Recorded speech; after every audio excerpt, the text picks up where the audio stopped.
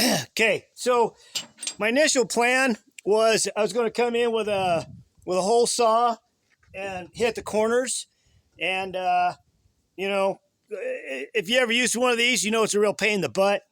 And this material is really thick.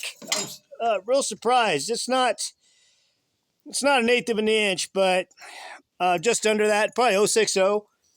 But so what I decided to do is instead of knocking that out with the hole saw, I come in here with the cutter, and then just kind of touched the corners and cut a slice in it, and then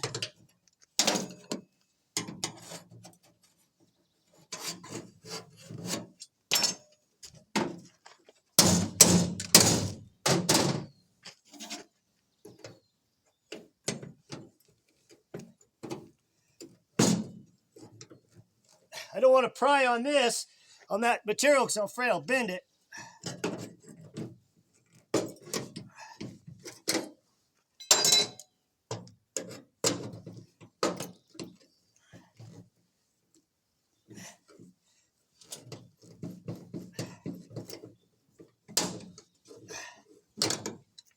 Cool.